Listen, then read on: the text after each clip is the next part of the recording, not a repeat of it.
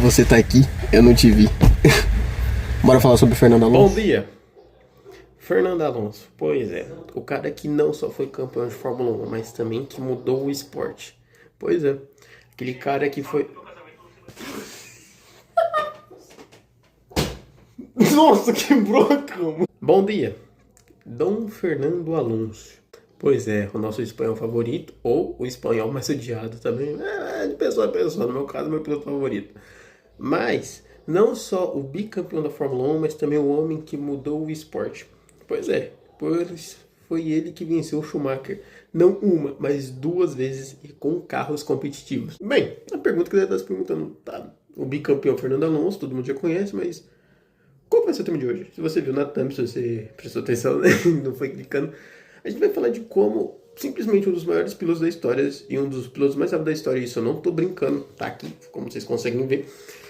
O cara simplesmente, provavelmente foi o piloto com o auge mais desperdiçado possível, cara. E, sendo bem sincero, eu acho que ele só não vai ser pior que o caso do Leclerc, né? Que o Leclerc tá aí no seu auge, ele tá evoluindo, mas a Ferrari, não é mesmo?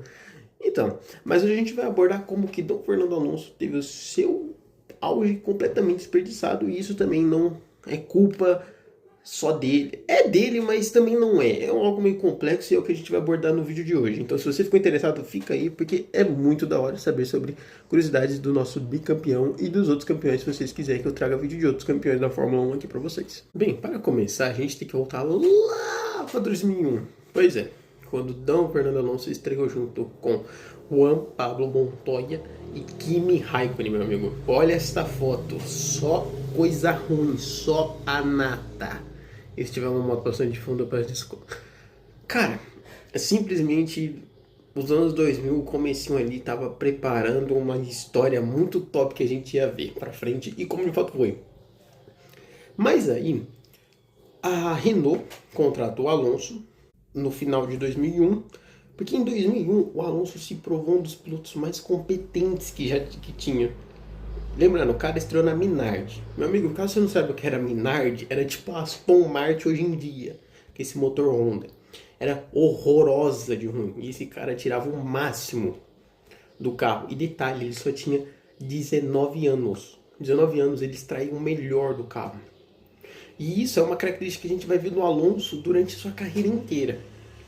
Então, em 2001, ele corre pela Minardi, em 2002 ele é contratado pela Renault e não corre pela Renault. Ele é anunciado que vai correr no ano que vem, em 2003, na sua estreia, que foi brutal. E cara, prestem atenção no áudio entre Galvão Bueno e Reginaldo Leme a respeito de Fernando Alonso, que ia substituir Jason Button no final de 2002 para 2003. Cara, é bizarro. Ralf Schumacher, David Coulthard, Jason Button, que vai perder o emprego. Já foi anunciado que vai ter um espanhol no lugar dele na próxima temporada. Talento, competência ou dinheiro, Reginaldo? É uma explicação. O espanhol, o Fernando Alonso, é piloto do Flávio Briatore. O que me estranha é a Renault, que voltou oficialmente à Fórmula 1, deixar tudo isso na mão do Briatore, que o Briatore perde um grande piloto como o Button para pegar um Alonso que prometeu, mas até hoje não mostrou, e o Button fica aí para ser piloto ou da Jaguar, ou da Sauber, ou quem sabe a notícia que circulou hoje até da Toyota. Tem coisa na Fórmula 1 que ninguém entende.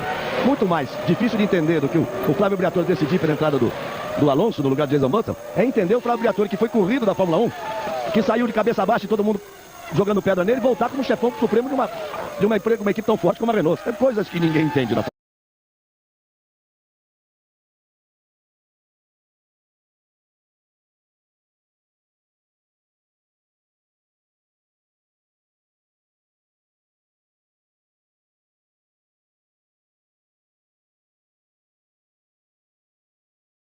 Bom dia!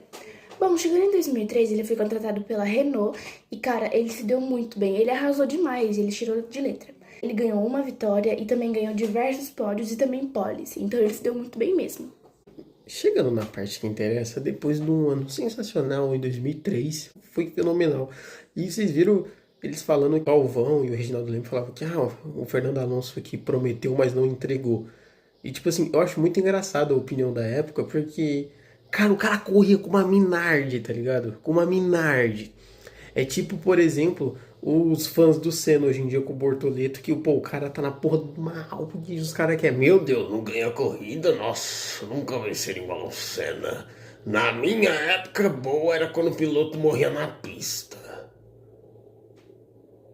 Ai, não, o cara foi muito, foi fenomenal. Mas o ponto que eu quero chegar aqui é o quê? 2005, 2006. 2005 ele tirou de letra. 2006 ele ganhou e foi muito mais competitivo, vamos dizer assim, do que 2005.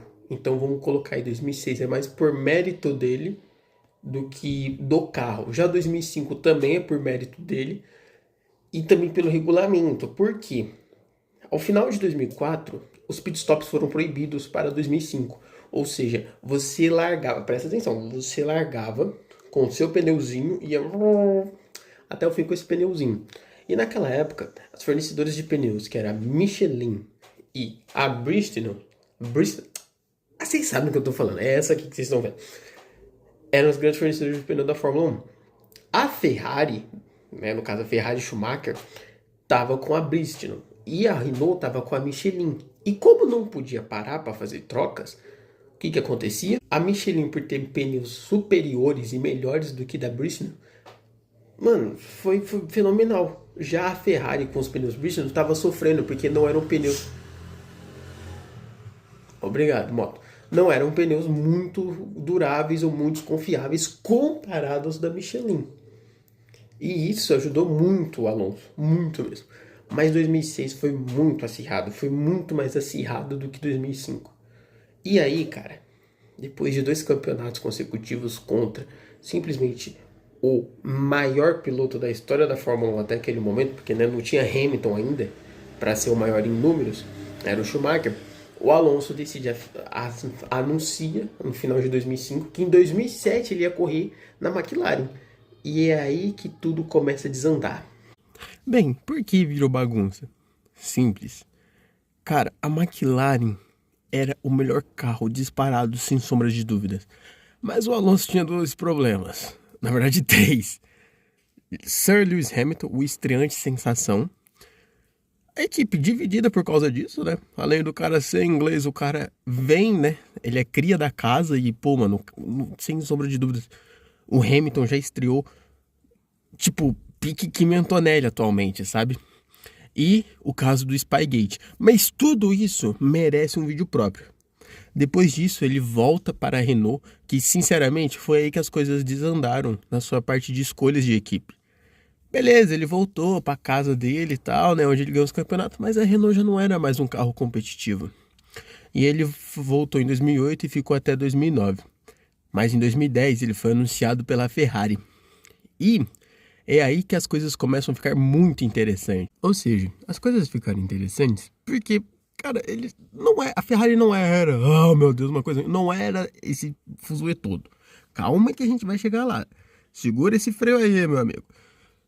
A Ferrari era um carro interessante, mas Ferrari sendo Ferrari, as estratégias eram uma bosta. E foi isso que aconteceu. O Alonso levou o campeonato até a última corrida do ano em Abu Dhabi. E numa parada de pit stop, onde a Ferrari priorizava o Mark Webber, que era um dos postulantes aos títulos, não só o Alonso. O que muita gente esquece é que não foi só o Alonso e o Vettel que foi pro fim do campeonato em 2010. Teve o Webber, teve até o Hamilton, se eu não estiver enganado. Mas resumindo, a Ferrari ela prioriza o Webber, mas esquece do Vettel. E aí, meu amigo, a cagada já tinha sido feita. E Alonso deixou mais uma vez um título escapar pela mão. Porque a primeira vez foi lá em 2007, por incompetência dele também, da McLaren, eles dois na verdade. A gente não pode colocar a culpa no Hamilton. O Hamilton era só um estreante, cara. Ele tava no trabalho do cara. Então, assim, mais uma vez, e dessa vez não foi culpa dele. Bem, depois de um 2010 muito foda, as expectativas eram, ok, 2011 tá aí e a dose vai repetir? Não repetiu. Não repetiu.